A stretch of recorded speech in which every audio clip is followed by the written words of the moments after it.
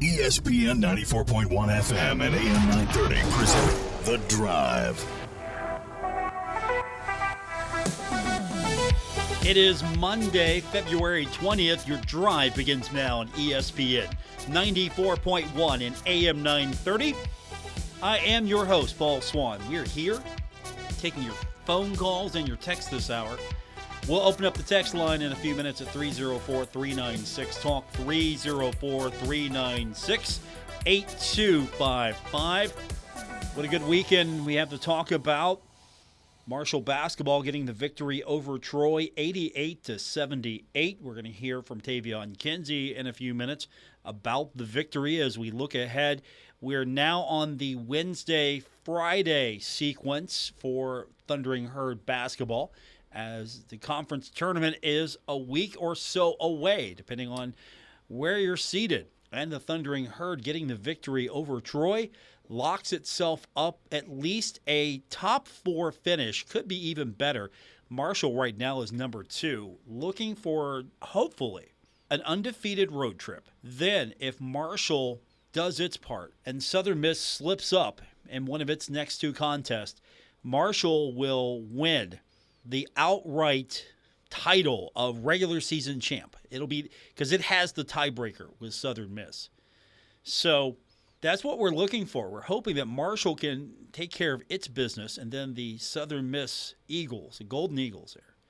If Southern Miss could do Marshall a courtesy and just drop one, that would be fantastic. Of course, that's not how it works. Everyone's got to go out and play the games, and so we're going to be following the Thundering Herd, making the Virginia trip this time around. Looking forward to it. And we've got the games here on ESPN 94.1 and AM 930 and on 93.7 The Dog. So we'll hear from Tavion Kinsey in just a few minutes. A lot of things that are happening for the Thundering Herd. The Sunbelt Indoor Championship is going on. That's going to be fun to see the results coming in there. Softball's now 7-2. Pretty good road trip over the weekend. Baseball, I have to talk about this. Baseball is off to a 3-0 start. Swept St. Louis. So the Billikens go down to the Herd in a sweep. And this is the first time that that's happened since 1990. 1990, the last time that Marshall opened the year with a sweep. So congratulations to Greg Beals and his squad getting off to a fast start. I can't wait to see what this team looks like here in the near future. Thundering Herd a year or so out from being in that new ballpark, and I can't wait to see baseball in Huntington proper. No offense to anyone who ever went out to Route 2 and the folks that made that happen. That was a great alternative landing spot for the Thundering Herd. And, of course, playing in Charleston, and I'm not opposed to seeing the Herd go back up to Charleston and play a series. However, it needs to be in Huntington, and we are at that point where the baseball park is almost a reality. Still, I got to wait. I got to wait until I walk through the turnstile, walk through the door, until I can actually say, okay, here it is, Marshall Baseball Stadium. So I'm excited for that. I'm sure you are as well. But 3-0 start, sweeping St. Louis. Hey, expectations are high, right? They should be.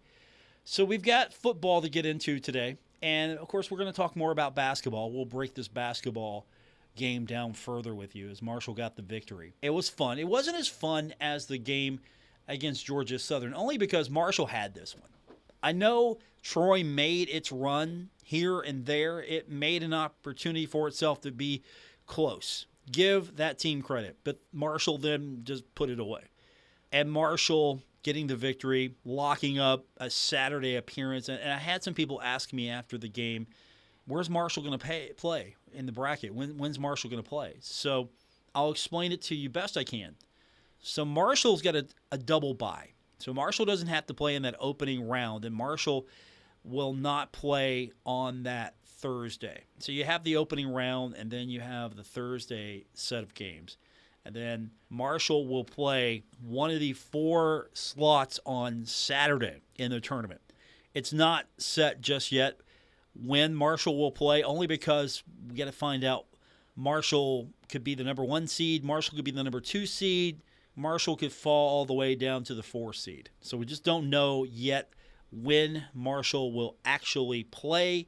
We do know the day. It's going to be that Saturday. So it's Saturday, Sunday, Monday, because Marshall enjoying a double bye. Last time Marshall had a double bye in a conference tournament, Thundering Herd went out and won it. So I'm hoping that history will repeat itself.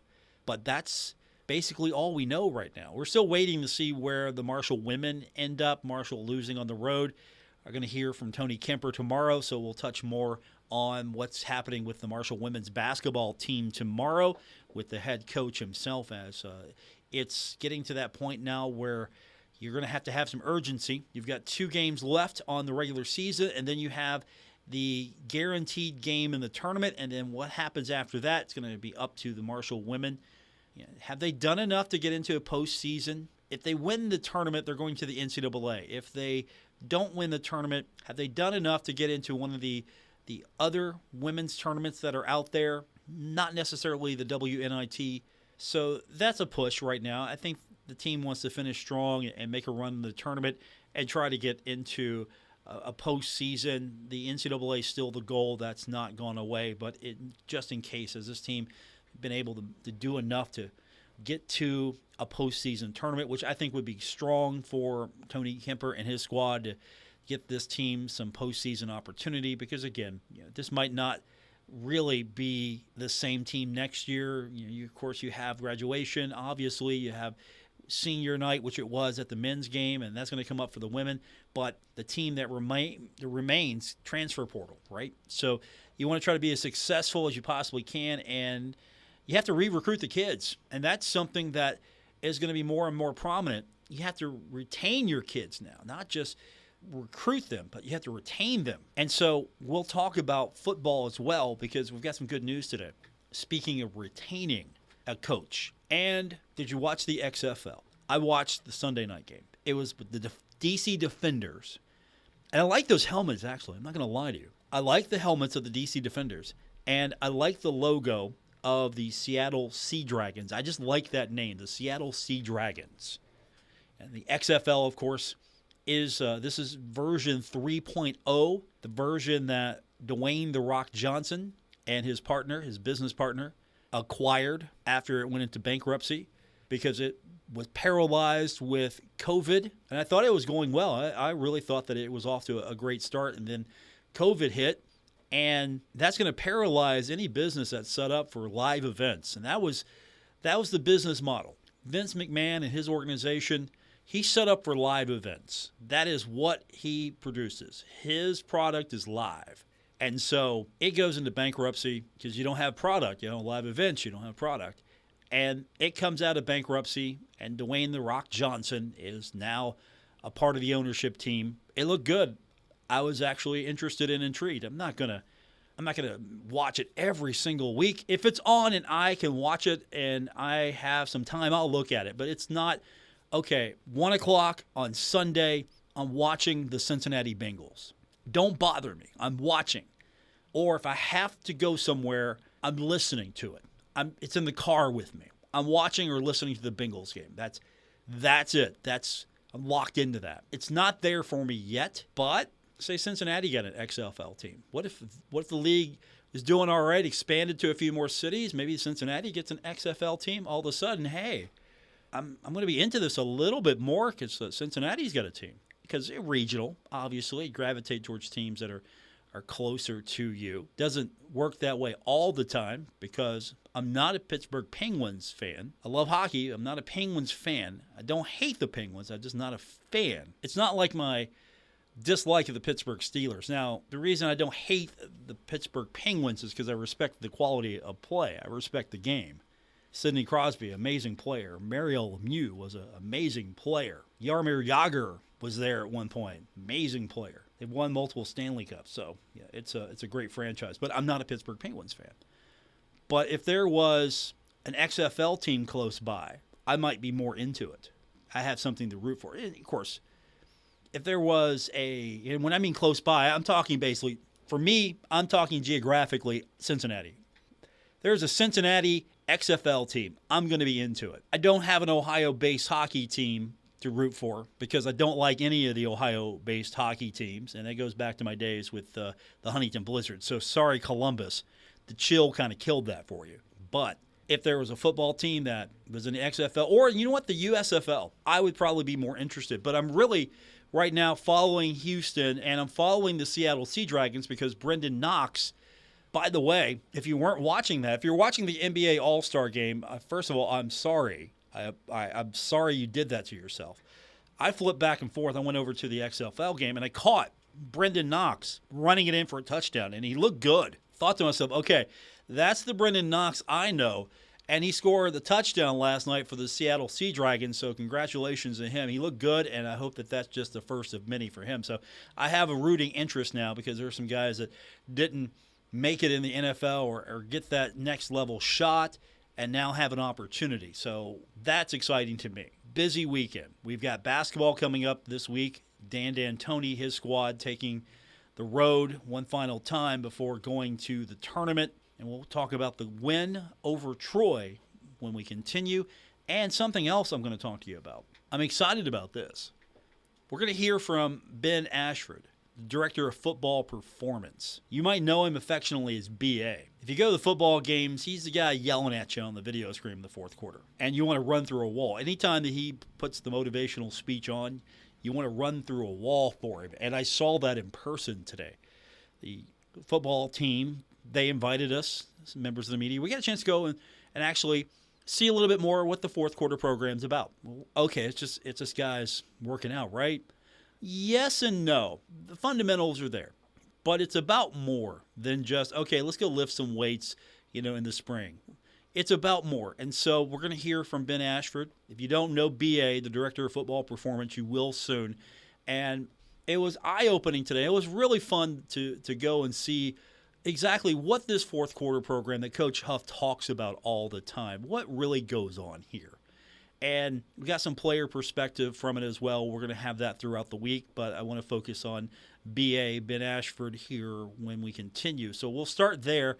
We'll talk about basketball with you. And, of course, you know the drill. The text line is 304-396-TALK, 304-396-8255. That's our text line to be a part of today's show. And if you have never texted in before, this is a great time to do so. And I'm looking forward to talking to you. And we'll do all of that when we continue on today's edition of The Drive, ESPN 94.1 and AM 930. This is The Drive with Paul Swann on ESPN 94.1 FM and AM 930. We're back here on a Monday. It is Monday, February 20th. The Drive is on ESPN 94.1 and AM 930. Still to come, we're going to hear from Tavion Kinsey. Marshall getting the victory over Troy on senior night, 88-78. And we're going to hear from you. Our text line is 304-396-TALK, 304-396-8255. So I had a chance earlier this morning. I got to be a part of the fourth quarter program at Marshall. I want to thank the football program for extending the invitation and opportunity to see what Ben Ashford does, the Director of Football Performance. And we see the social media postings here and there, and we know BA, Ben Ashford, he's an intense human being. He's fun. He's always been personable, and you get excited when you talk to him here. But this was a fun opportunity today to come and see a little bit more just what happens. What are they doing here at this? What is this fourth quarter program all about? Coach Huff talks about it all the time. And so when speaking with Coach Ashford, he talked about with us, I'm just going to call him BA, just for the sake of the show. I'm going to stick with BA. So talking to BA, Ben Ashford, he said pretty much when just kind of getting a feel for him here, this is a program that when you're out there, you're playing the game, and it's the fourth quarter, you're going to be stressed. You're going to be fatigued, right? You're going to be exhausted. You've put it all out there. But this program is designed to give you the ability to execute, even if you're going through all of that. By the time you get to the game, it should be easy. And so BA talked to us today about what the fourth quarter program really is.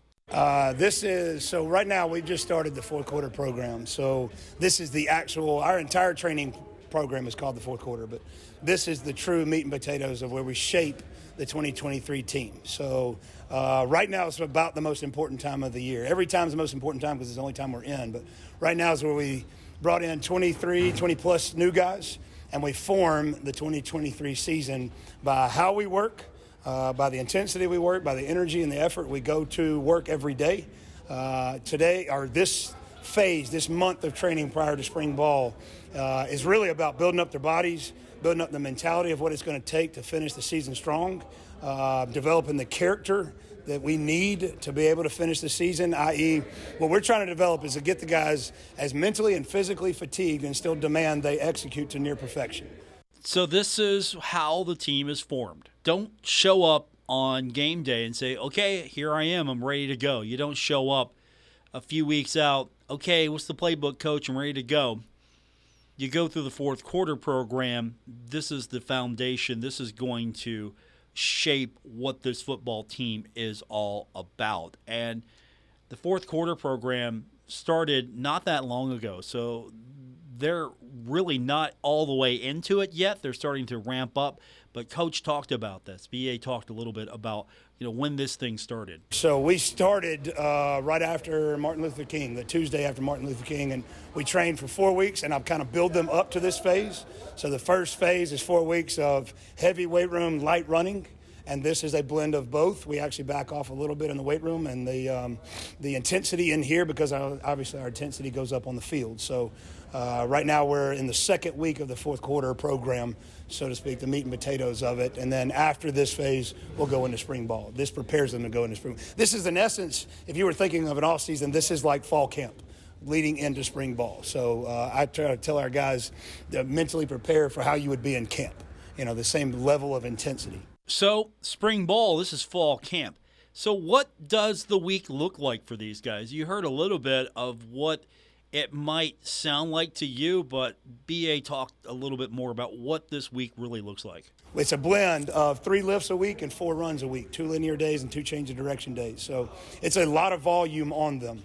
But really, this is the most important thing that I do as a strength coach because this sets the tone for how we're going to be the rest of the year. And it's quite frankly the most fun I have all year long because it really kind of tells you what the guys are all about. It tells you really who's willing to work when they don't want to. And at the end of the day, I tell the guys all the time, the work's got to get done. It might as well be us that does it. And then we're going to, when I recruit everybody, when we recruit them all and bring them in, I tell every single person that comes in this program, we're going to outwork every program in the country, and we're going to stand by that. So that's the phase we're in right now, and I love it. Now listen to that. Outwork every program in the country. Well, every coach said that, right? Everybody that's in charge of a program similar to this says that, right? That's just coach speak. Oh, yeah, we're going to outwork them, right? No, that is not coach speak because later on in the interview when we were talking to BA, Ben Ashford, the director of football performance, when we were talking to BA, he said that, and it made him happy. It made him happy to hear this, that the players that have been through this already, they know what to expect. But new guys that have come in, transfer portal players, they've come from maybe bigger programs, bigger schools, they find out that this program is harder than what they're used to at P5 schools. The difference is, when I hear a lot of, is the guys that have transferred from SEC programs to bigger programs have all said, yeah, it wasn't this hard. It was not this tough. So that's a kind of a validating test to what we do. I was trained at the University of Alabama, the originator of the fourth quarter program, Coach Saban. So I like to we take a lot of pride in, we're going to turn it up a notch from what you think, what you've been doing. So, but this is a crucial time for all the newcomers to kind of find where they fit in. So it's not only tough, it's tougher than what you're used to. So if you're a newcomer, you're coming in. If you're coming straight out of high school, okay, this is going to open your eyes. It's a new world to you. If you come from a school, you transferred in, you're coming in from, I don't want to say any particular school, but you're coming from a Power 5 school, and you get here, it's going to be a lot different. That's the goal anyway. It's going to be different. It's going to be more intense, and as that continues to develop, and then you've had players that have been in this system a few years, and they're bringing the new guys up and the new guys up, I think you're going to see a long, long line of consistency making this team better. And also, when we were talking to BA about what importance this whole program is, how important this program is, just trying to figure out this team as well. Because he said earlier, this is meat and potatoes. We're going to shape this team. This is what we find out about this team. And he said that this was a great time for coaches to kind of find out, evaluate the players, see where they fit. This is a great time for the coaches. This is the first time this semester the coaches actually evaluate the players we brought in as far as their physical movements, their mental toughness. Are they willing to push through tough days? And then who can actually bend and move and flex, and who's got some good strength to be able to start putting those pieces in the program come spring ball. Right now, it's just straight evaluation of mental toughness and physical toughness and abilities. But this is a really great chance for me to actually put guys into our system to say, all right, this guy's really going to make it. He's going to fit. And it gives the guys a chance to, really actually create a bond with the new guys. So it's a great chance for us to be able to test pretty much everybody. That was a question I wanted to ask, creating a bond with the new guys. So before he explained the whole evaluation process and the fact that this program's a lot tougher when you compare it to what you might find at even a Power 5 school, and that really made him happy to hear that with the guys that are coming in. That highlights such a mix here. You have incoming players that are new to the team, freshmen recruited out of high school.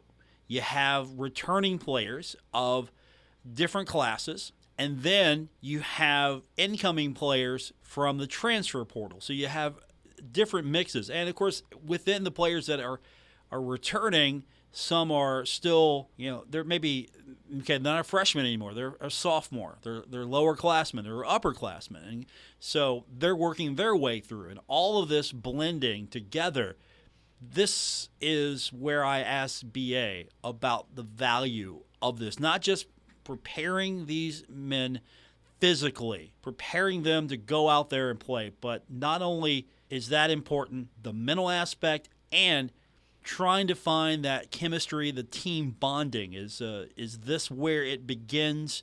And I think the answer will make you smile.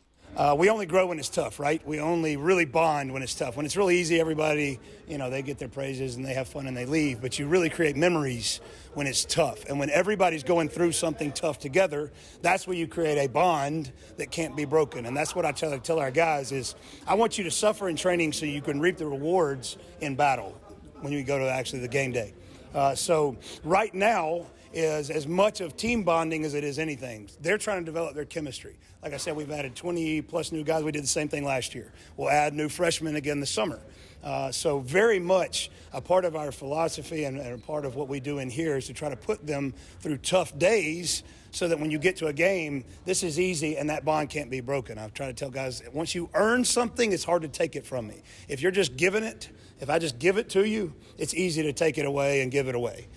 So right now it's about putting them through really tough days that are progressive, so each week builds on itself. You're prepared for the next week. If you gave a lot this week, you're prepared for the next week, just like we do in season. If you practice really hard, you're prepared for the game. But this really creates the chemistry right now of which we'll capitalize on in the season. Ben Ashford, the Director of Football Performance at Marshall University. It was a pleasure to spend time with him and several Marshall football players today as we got a look inside what this program is all about.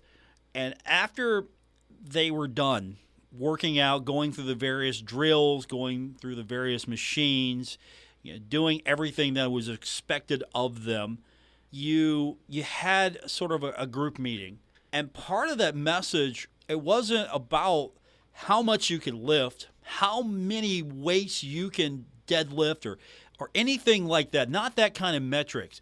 But BA wanted to stress that technique is important. The fact that you could lift something really heavy is one thing, but he's trying to focus on keeping them healthy for one and developing a full range of motion and doing it right, the proper technique, because you could do something one time. Okay, I could have one amazing feat of strength, but I'm not in a weightlifting contest with other strongmen. No, I'm on a football field and you're battling and you're not lifting weights. You're facing off against other strong, well-trained men. So technique was part of the message, and he explained a little bit further when we asked him about it, how that is or why that is important to him. In my world, you can move a lot of weight, but you can move at a very short range of motion. Or you can move something technically perfect, and it may not be as much weight, but it's more effective.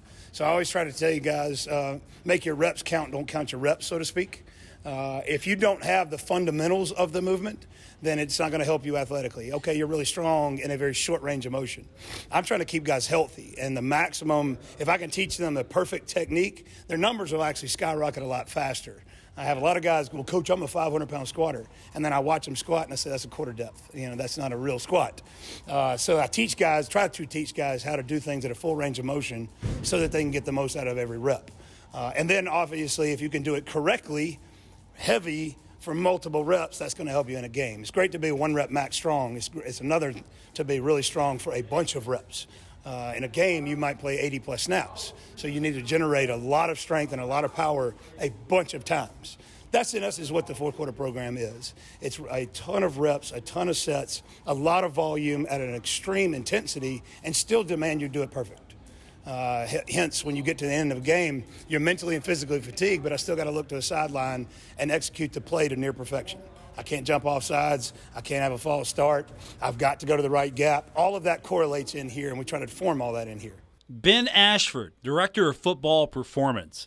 A pleasure to get to go inside his world today. Marshall, very generous in letting us come in and be a part of that and to see what they do, to talk to them about this program. And we're going to hear from some of the players in the near future. This is something that you might think, okay, they're just lifting weights, right? No, it's more than that. Anybody can go to Planet Fitness and get on the treadmill, right? And that's not a bad thing for all of us to do.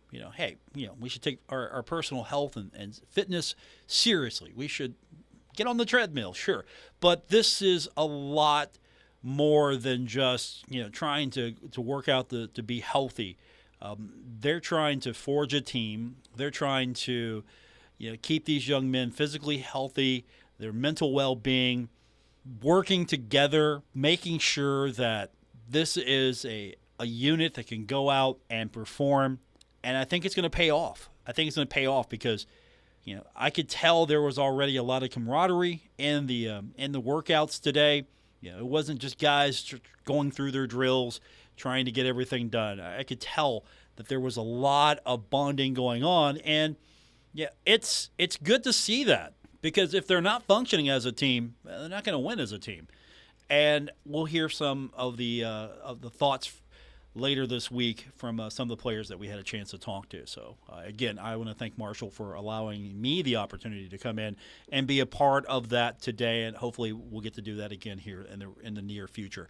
We will hear from Tavion Kinsey on senior night and earning a top 4 seed in the Sun Belt tournament after beating Marshall's biggest nemesis of the year, Troy, the Trojans. The team that beat Marshall in football, opening up on the road at Troy, beating Marshall, got them back in basketball. Marshall-Troy, 88-78 Herd. We'll talk about this when we continue on this edition of The Drive, ESPN 94.1 and AM 930. This is The Drive with Paul Swann on ESPN 94.1 FM and AM 930. Welcome back to the Monday, February 20th edition. It's President's Day here on ESPN 94.1 and AM 930. Marshall defeated Troy on Saturday 88-78, and if you weren't there, another strong performance from the Thundering Herd. Andrew Taylor with 27 points. Tavion Kinsey with 22 points. and Marshall gets the victory, defeating Troy. Second place in the Sun Belt standings, trying to catch up to Southern Miss. If Marshall can win out and Southern Miss slips up somewhere, Marshall's going to be your regular season champion, and that's something that I think a lot of Herd fans, including myself, thought was a strong possibility entering into the league. And, of course, you look at those standings, the newcomers are really strong, especially Marshall, Southern Miss, JMU. The newcomers have been really strong to this league, and I think that's going to help grow the basketball side. The football portion of this league was very strong to begin with. And then Marshall comes in and needs to, let's be honest, step it up a little bit, just a little bit. Basketball, Marshall not necessarily needed to step it up, but Marshall definitely needs to hit the accelerator and keep going, because right now Marshall and Southern Miss are almost in a dead heat for that top spot. Marshall's just got to hope that Southern Miss can fall one more time and Marshall can win out. Got to take care of your business first, and we'll have that for you this week here on ESPN 94.1 and AM 930. Tavion Kinsey, had a chance to catch up with him today. I went over to practice for a few minutes. I didn't get a chance to stay, but I went over to practice for a few minutes, on my way to do a few other things. And I got to talk to a couple of people, and I got to watch a little bit of Andy Taylor. I had to get there early for something I was doing, and so I ran down real quick. And the first guy there was Andy Taylor. Of course he was the first guy there. I mean, you don't earn a Player of the Week nod. You don't average over 20 points a contest and not be the first guy there shooting. And he looked pretty good. And I think that these last few games are going to really tell us about this team. And the first thing we got to talk about is senior night.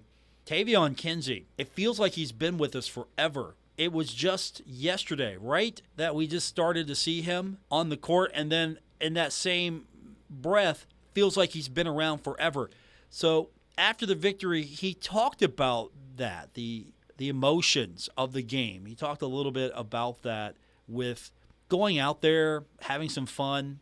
This is going to be the last time, unless we're talking about possible NIT, this might be the last time we see Tavion Kinsey on the home floor. And he was asked, one of the questions he was asked is just about, the emotion of the game. And, Tavion, he's going to be that dude. Or there's a kid, he's going to high-five somebody. If there's a kid that maybe that's the first time he's seen a Marshall game, Tavion's going to be that dude and maybe be that kid's favorite player. He talked a little bit more about that. I feel like a part of the game is sometimes it's entertainment. You got to know when to do it at the right time. And our crowd, just shout out to them. Shout out to the student section. They didn't have to come out and support, but they did, and they knew it was our last home game. They showed up. They were super duper loud. They helped them miss some free throws with with some crowd pressure, and just seeing little kids on the sideline. Like, you never know. He could have traveled all the way here. This could have been his first game, so why not go over there and give him some dap and just make his day. I like to put smiles on people's faces. This is who we do it for. So, kind of the little kid does come out in me, because I remember me going to basketball games and me wanting to high-five the players and touch the players. So if I have the opportunity to, I'm going to do it every single time. So Tavion's high-fiving everybody. You want a high-five from Tavion, be in the right spot, and Tavion might come over and give you a little dap. But he did talk about the reality that, okay, this might be the last time. This is senior night, so this is your last game, regular season game, at the Cam Henderson Center. It means the world. I could remember coming in here. I remember my first game. I think it was just an exhibition. We played Glenville State. And I remember running up and down the court. I was tired the first run up and back. I was like, man, this is crazy. But my adrenaline was pumping. It was more like anxiety. Then I settled down. And it's just been a long journey. A lot of time spent in this gym, a lot of mornings spent, a lot of late nights spent in this gym. And I wouldn't have wanted to do it anywhere else. I love Marshall. I bleed green. And I love this team. I loved every team I played on. But something special about this team, I really like this team. I like the way we gel. I get to play next to this guy every night. It's hard to stop both of us. It's hard to stop our team. So I'm glad I got to, play this last game here. We're ready to go on the road and then, go into the tournament. This guy is referring to as Andy Taylor. They were both together during the postgame on Saturday. So now you're the top 4 seed, right? You're a top 4 seed. You knock Troy out of a spot. You win the game. You make sure that you now have a double bye. I think Tavion was pretty happy about that. That's great. You know, especially coming from Conference USA, having the season that we had last year, we was looking at 4 or 5 games to get to the championship. And so now it feels good to, you know, walk in the tournament and be one of those top teams. But it puts a target on your back. You got to be ready, you know. So we'll finish out this regular season just like we do, one game at a time. And then when the tournament time comes, we'll be ready. And one final question that Tavion talked about on Saturday or answered was the defensive play of Obinna and Achille Killen. He had 15 points in the game, 6 of 10 from the field. He did not shoot a single three-point shot. I'm okay with him taking one now and then, but 0 and 0 from the three-point line. I'm okay with that. He was perfect from the free throw line, hit all 3 there. And he had 6 rebounds. He also chipped in an assist. He had 3 blocks on 27 minutes. He was plus 12 when it was all said and done. And Tavion and Andy, and I'm going to let Tavion speak, they talked about his defense. That was the question posed to them. And nobody's surprised by it. If you watch him in practice, you'll see that on a more common basis. It's not, oh, look, you have an outstanding performance from Obinna on defense today. Where'd that come from? No. The impression you get from Tavion is that that's commonplace for Obinna. If you come in and watch film, like from our past games, Obinna does a lot, that goes unseen. And he's been here. I've watched him grow. I watched him come in as a freshman. And we put a lot of pressure on him, but he accepts it. He steps up to the challenge every night. And, every night might not be your best night, but tonight he came out, he played well. We used him a lot. When we got a guy like that with so much energy, he's very strong, so when he's playing at his best, we're doing what we're supposed to do. Cam is shooting the lights out. It's pretty hard for us to stop, but hats off to Obinna. He played amazing defense, especially on that last one. It's been a long time. He has to guard sometimes, so he finally used his length and got the block and then got the steal after the block, which is even more amazing. So hats off to him. Tavion Kinsey, Marshall defeating Troy 88-78. Tomorrow on the basketball side of things, we'll hear from Tony Kemper, the head coach of the Marshall women's team, and we'll also hear more from my experiences attending the fourth quarter program. That's all coming up on tomorrow's edition of The Drive. Our final segment is coming up. We'll take some of your texts. Plenty of time for that. 304-396-TALK, 304-396-8255. I'm your host, Paul Swann. This is The Drive on ESPN 94.1 and AM 930.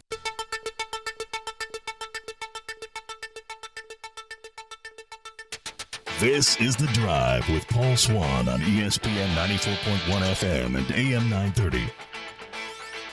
Final segment of today's edition of The Drive on ESPN 94.1 and AM 930.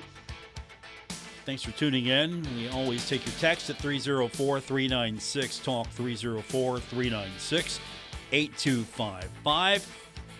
Texter writes in and says, I love all of the XFL action. I'm a big Brendan Knox fan, but go Defenders. Obviously, someone is a Washington Commanders fan rooting for now the DC Defenders. And I'm going to take Seattle just right now as my XFL team. I'm not 100% locked on any particular team.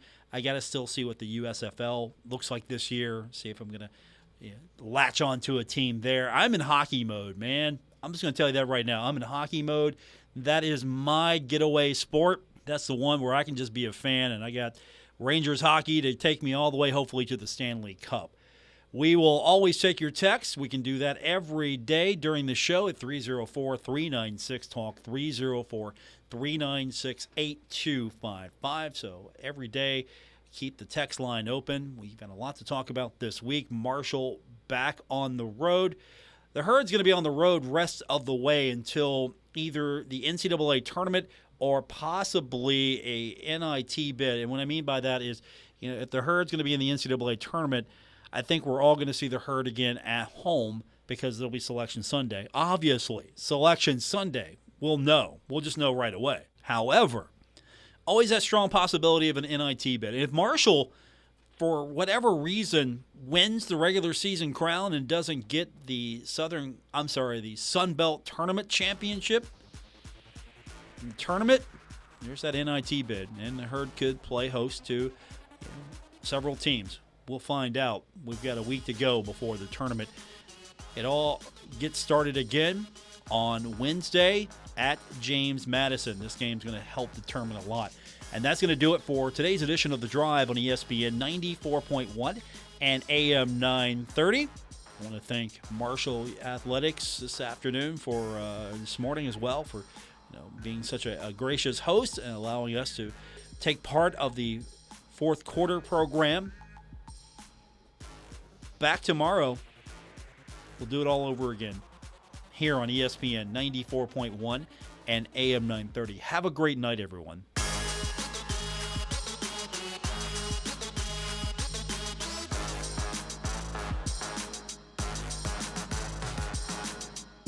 WRBC Huntington, W227BS Huntington, your flagship home of the Marshall Thundering Herd and The Drive with Paul Swann, ESPN 94.1 FM and AM 930.